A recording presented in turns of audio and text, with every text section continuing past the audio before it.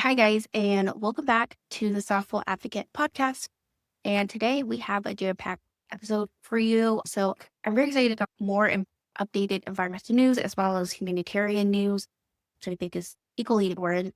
And we're also going to talk about Thanksgiving and why fall is just chef's kiss. I love fall. And in our culture segment today, we're going to talk about some movies I've seen recently, one festival after another with Leonardo DiCaprio. Plus, I'm going to be sharing all about the One Piece Symphony that we recently saw, and it was the most fun ones. Grab your favorite fall drink. Mine is I still like iced drink even when it's cold. So iced chai latte with oat milk. Apple cider is also real good. So grab your favorite fall drink and a cozy blanket and come on this journey with me. So you know how it sometimes feels like it's just one battle after another. You wake up, you hear bad news, and it's just a never-ending cycle, and just truly heartbreaking. But I'm here to remind you that there's a lot of good stuff happening out there and people doing the good work. So let's just get into it. Okay, so the US actually worked with Nicaragua to release over 350 prisoners in Nicaragua, and these are political prisoners. They include human rights defenders, Catholic lay people, and just people who are just unjustly imprisoned. These prisoners were released to Guatemala where they could restart their lives, and these are real people who have real families. I can't imagine what it's like to have that sense of freedom back. Your life must be huge. Just like when Luffy releases 100 prisoners who are unworldly or enslaved, it must be a huge relief. Of course, there's probably some PTSD, but at least they can go home with their families and be free in more humane sense. And a lot of these people get to continue their work for justice. And you have Burn Forward where everyone shows up and works together and things happen when we work together. So I think that's exciting. And I don't remember hearing this story on the news. I think that's a big win because over 350 people, that's a lot. In environmental news, ocean cleanup, which is a huge milestone, which is great because we want to get rid of that great Pacific garbage patch. Apparently, it's the size of France. That is disturbing. But the Ocean Cleanup Organization has removed over 30 million kilograms of waste, and that's specifically from rivers and the Great Pacific Garbage Patch. So that's great. And within that 30 million, I don't know what it is, 30 million kilograms, 30,000 metric tons of it was plastic waste. To put that into perspective, 30,000 metric tons of waste is equal to more than 200 blue whales. And blue whales are like the biggest animal on this planet. So that's crazy. And that's not all. In June 2025 of this year, they plan on eliminating even more waste through their 30 cities program. They aim to eliminate 1/3 of plastic going from the sea into the ocean. And this organization, Ocean Cleanup, they estimate that just 1% of the world's rivers, that's about 1,000 rivers. Total sounds like a lot, but not many compared to how many there are. They're responsible for 80% of pollution to what seas. So meaning that specific countries are more responsible for the amount of waste going into the oceans. And as you guessed, these are very rich countries. So I think focusing on those cities specifically will help clean up a lot of waste. It's native to Spain and Portugal, and it was declared no longer endangered in 2024. They were literally on the brink of extinction thanks to many conservation efforts. They were brought back, and the population is increasing, which is very exciting. And it's due to coordinate breeding programs, habitat protection, and yeah, to bring the species back from almost extinction, I think is a huge win because it's very difficult to do. It takes time and resources, and people know what they're doing. So again, this is proof that conservation works. In other news, frogs are fighting against a deadly fungal disease, and it's giving scientists because they're studying. So the Sierra Nevada yellow frog in Yosemite National Park started developing natural immunity to trade fungus. It's a deadly disease that's been affecting amphibians worldwide. These are one of the first scientists I've seen that are adapting and fighting. And I think that's great because if this species of frogs can save themselves, then scientists can learn and take that and save other frog species around the world. Okay, so that's our good news segment. And yeah, what for incredible wins. We just need more good news, honestly. And again, remember, there's always people out there doing the good work. And I think that gives us hope, and hope also inspires action. So if you're interested in these stories and how you can help, you can always search for and support conservation organizations and even just volunteering. You don't have to give money if you don't have it. Volunteering your time is great. And I think this shows that real change is very possible. Okay, now let's shift gears and talk about Thanksgiving and fall. My favorite season. Okay, so we're gonna talk about why people celebrate Thanksgiving and why fall is effectively one of the best seasons. As most people know, Thanksgiving is about giving thanks. And I think it's evolved from talking about the history to really more about the present moment and why we should be thankful for what we have. Of course, back then, food was more scarce and so was clean drinking water. So, whatever we celebrate this holiday, we have abundant feasts of endless food, and I think it gives us a reason to be more thankful because in terms of life expectancy, it's a lot higher than back then, and we just have so much more given to us. It's a great time for families to come together. This will be Ace's first Thanksgiving.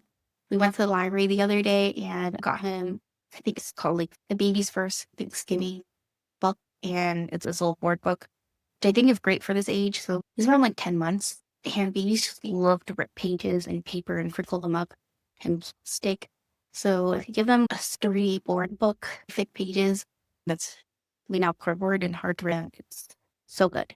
Because that way they're not destroying like the library, which other people use. So yeah, it's fun because it talks about fall and Thanksgiving food, which we're having tonight. So I've been reading that to him too. I don't know, in my mind, I'm like prepping him for Thanksgiving, but does he really understand? I don't know.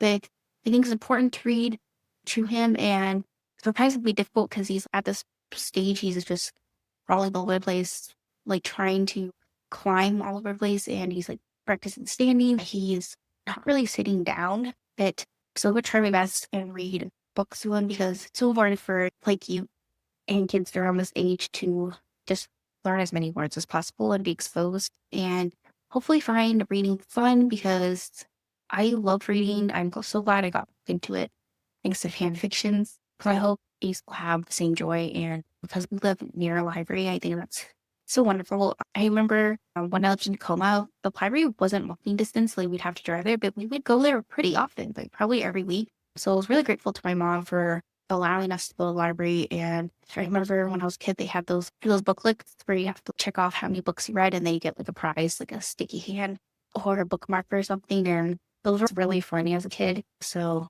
yeah, hopefully my library does that too. I don't really know, but having access to libraries, it's so great because again, free books, like you don't have to buy them. And they have a lot of cool kids programs too. And it's just a great space for the public, whether you're doing like research or we just need a space to just breathe. It's really nice to see the community as well. I think another great reason is like Thanksgiving just gives us a reason to pause and reflect really because of course it's a holiday, so most people get the day off. And I still find it very confusing for me because I am American. So I am both American and Canadian. That I lived in America for all my life. So whenever I went to school, I would always see the calendars and they're gonna have little turkeys on it. And that would be specifically for the months being ever. So confusing for me that Canada celebrates it in October because I'm like, October is associated with Halloween, not Thanksgiving. So I still always forget that Thanksgiving is in October in Canada. Okay. Yeah. And I think that every month needs to have its like own special holiday, whereas Halloween, November is Thanksgiving, and then December is Christmas. And to me, it just makes more sense. But, you know, Thanksgiving is still Thanksgiving, and I'm just very grateful to have a family to celebrate it with and to be able to make my own family. That's even more special because I've always wanted to have my very own family because growing up, it was hard for me. So, yeah. And these big gatherings so remind me of the Straw Hat Crew whenever they like won a war or defeated the next emperor. They like gather and celebrate and eat lots of food and drink and hurt each other. And it's just so fun and wholesome. They're having a good time because they were like truly suffering during the war and their battles. And to see that everyone's okay and still alive and grateful to be in each other's presence is so nice to me. And I feel like that reflects in real life too. All of us can have hard times in our life But when we come together and see that we're okay, and for the most part, we're still alive, it brings a sense of hope. Just huge. And yeah, I think food is a huge love language for a lot of people. For my dad and grandma, especially, they would always cook giant turkey and like maybe ham and just a bunch of things like stuffing. Personally, me and John, we're not the biggest cooks. I do cook the most in family, otherwise, I don't think we would have any food. But it's really a chore for me because it takes so long and prepping everything, like chopping vegetables, takes hours for me. So, especially being pregnant, yeah. But even before, there's a girl on TikTok who like judges people based on what they bring to the potluck. And let's just say I would probably be put on the throat because like John and I, we usually buy something and bring it. It's just easier that way. But yeah, if I were to make something, like I usually like I made banana bread maybe once or twice, if I'm being honest. And yeah, I pretty like very easy things to, but who knows? Maybe eventually I'll get more into it. But luckily we have fantastic hosts, John's oldest sister and her fiance. They love hosting, which we're very grateful for. So that's also hard work. And like they're in this really like cooking era of this place, which I love. And so yeah, I'm really grateful for that. And of course John's not me food and then in some shape or form. And yeah, it's just beautiful to see people come together and eat great food. And I think the thing I look most forward to for Thanksgiving is, of course, I love the gravy, mashed potatoes, the corn, the pumpkin pie. And I pumpkin pie for work because John doesn't like it, but I do. And there's no way I'm going to finish a whole one, especially for Costco. They're huge. So I'm very excited for that. And I love stuffing as well. Yeah, all food, great. I wouldn't eat it all the time, but once in a while, it's something that you like want, that you crave for. It is fall. It's beautiful. Like literally, I'm looking outside. There's this house with a bunch of ivy, and it's gorgeous.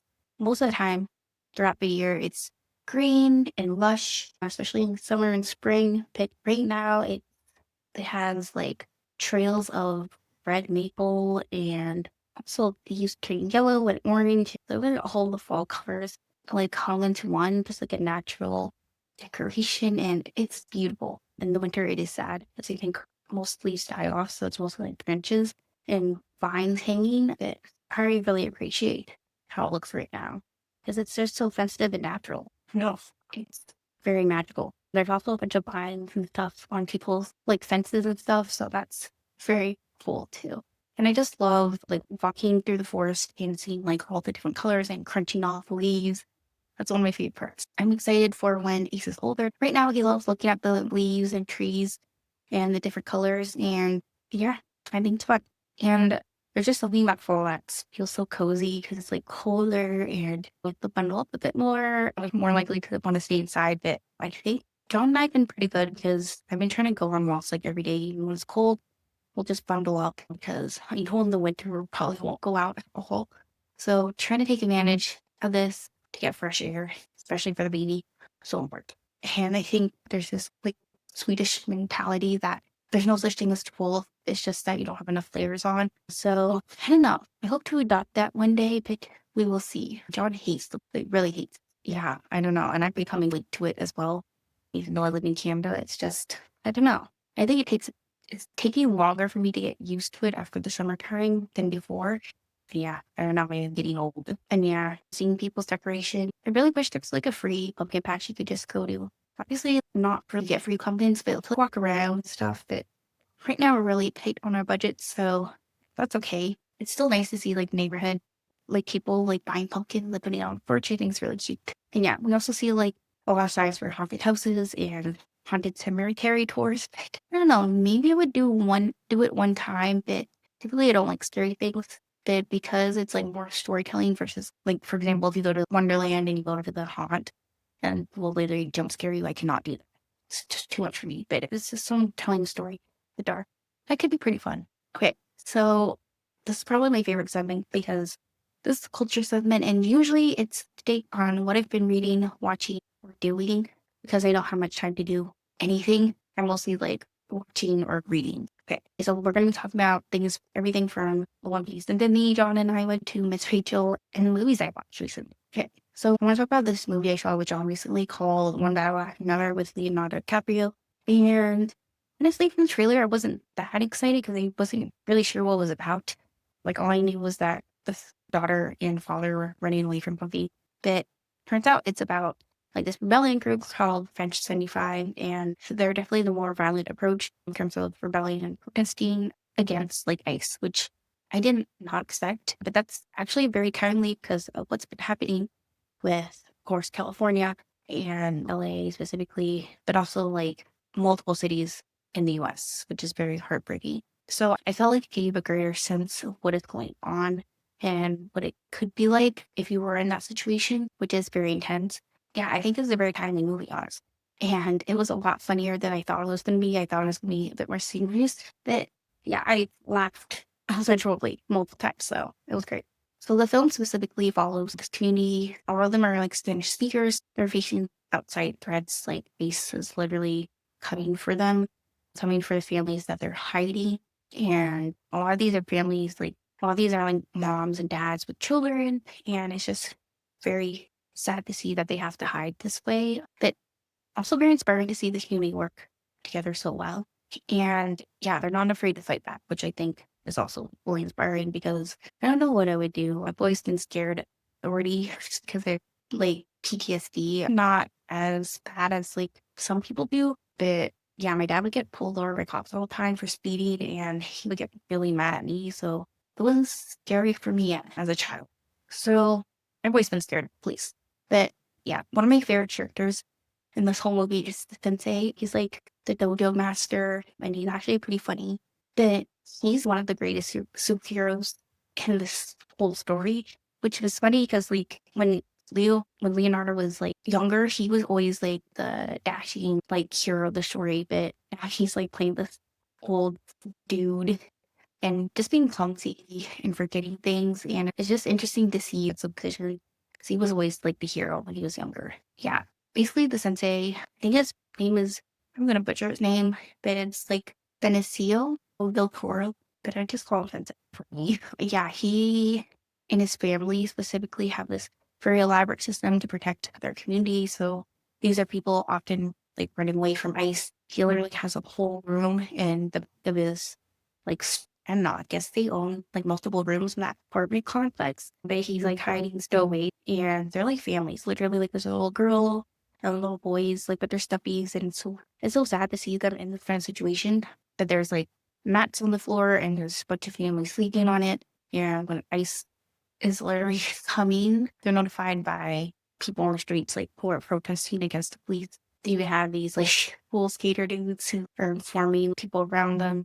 It's a very intricate system. Even the is involved, like he's holding down the store. They have this whole plan of bringing people down their secret hatch and letting them run away through this tunnel so they don't get caught. Even the nurses are in it. I was very surprised at the hospital.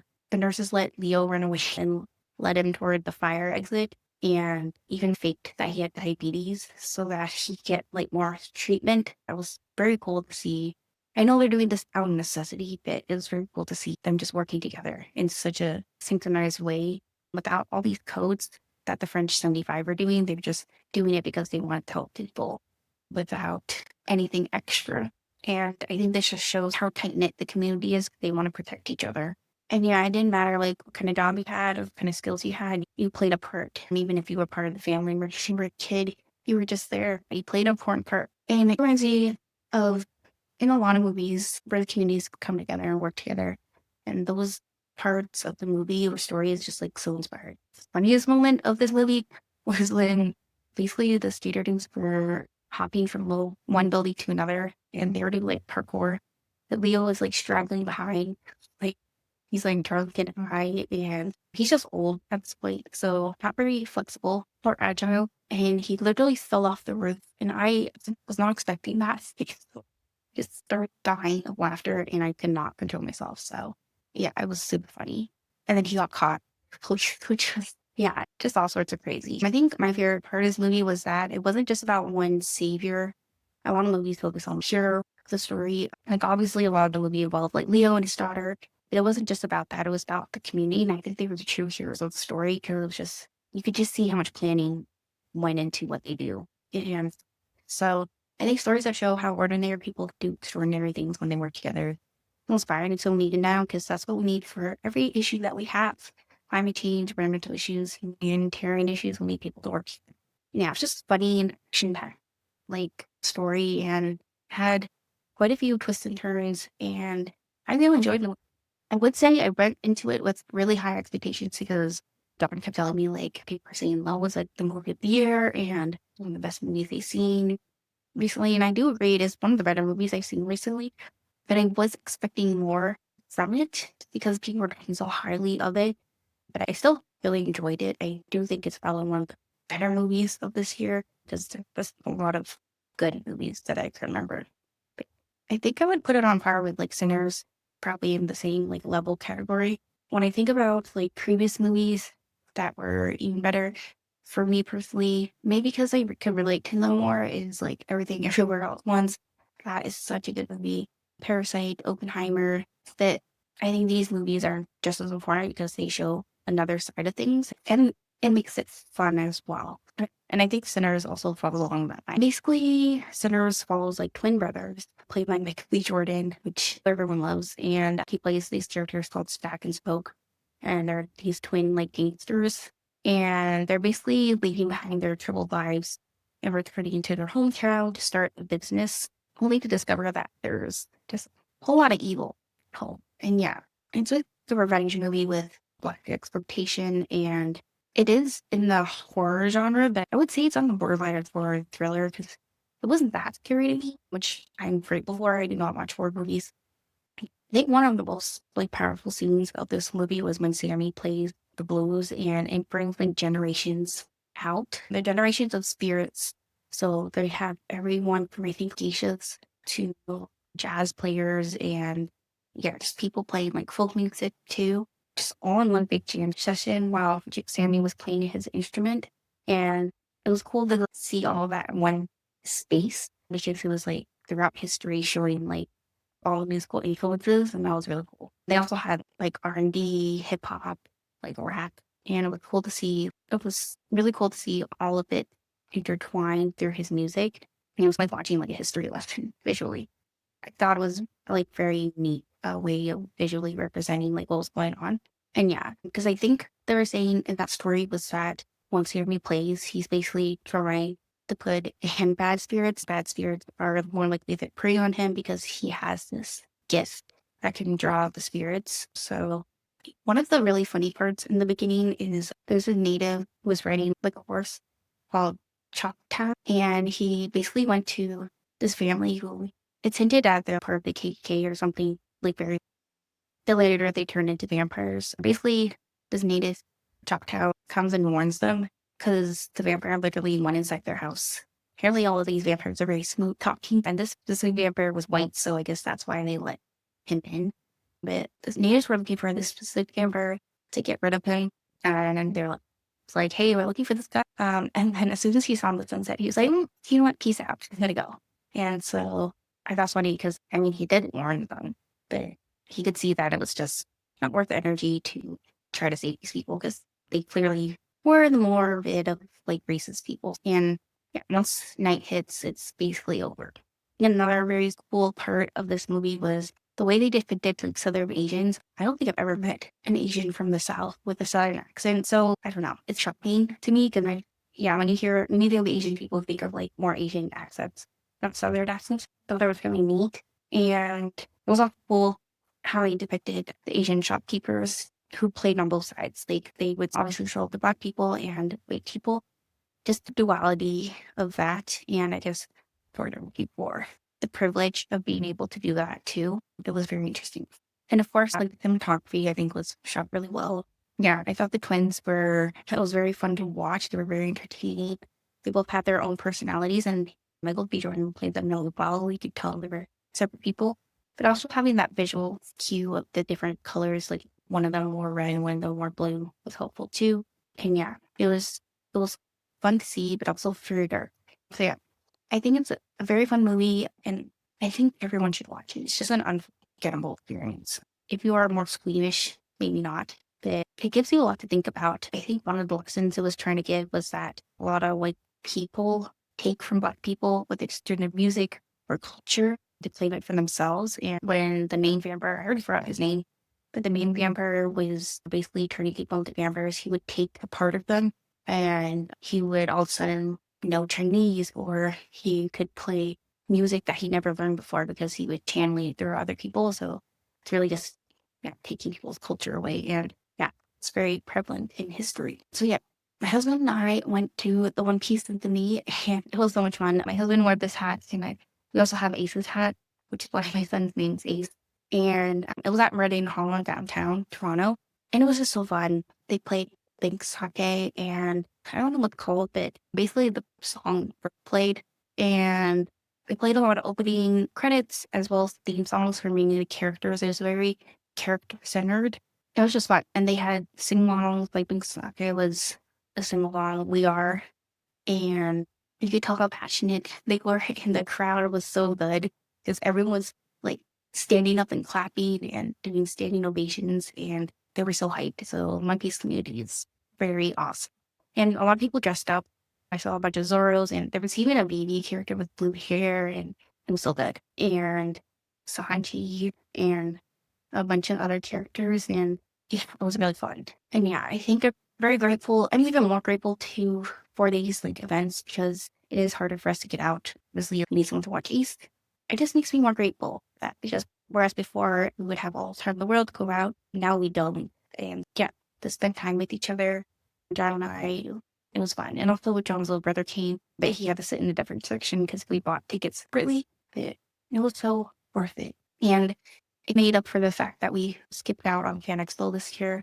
I really wanted to go, but my best friend was having your wedding, so of course have to choose the wedding and my best friend. But it was so much fun. So I did want to talk a bit about Miss Rachel and her influence the community. I think John was listening to something, and they were saying that kids know Miss Rachel more than they know cartoon shows now. And that's so funny because when we show Miss Rachel to our son when he just can't sit still. For example, we're in a car ride and he's just screaming his head off, and we've tried everything from bottle feeding to giving him toys.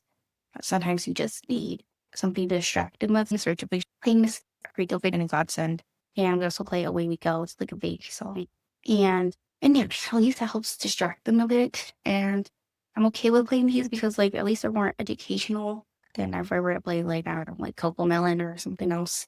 But I really do appreciate her videos because, especially her baby videos, where she teaches the baby how to say mama and dada, and just the way she pronounces it, and really focuses on how the mouth moves. And then that's very cool because growing up, I didn't see other things or videos like that. And I think it really does help the baby learn because my son knows how to say mom. And she just makes learning more fun. And I will admit it is heavy commanding. If I need to do something, put on Miss Rachel, and usually he'll pay attention to it, but I try not to use that in replacement of me. I don't want him to walk Miss Rachel all day. So it's really only when he did, and I really appreciate all the effort she puts into her videos, and the whole team, her husband's even in it, and I think that's really fun. And they're currently millionaires, but on 10. But they're going to One Piece Symphony or watching Sinners. I think the genuine telling of each of the pieces of art, it shows that people can really connect to an audience on a real level, even through social media. And I think that's important because people need resources for education and entertainment, of course. And it just I think it's just helpful for a community. Thanks for watching this episode, and I hope you have a wonderful Thanksgiving with your family and loved one. And remember, when we work together, we can make real change. So stay tuned. And if you like this episode, please give it a thumbs up and subscribe to my YouTube channel. And of course, my podcasts are on Apple Podcasts, Spotify, everywhere you can find podcasts.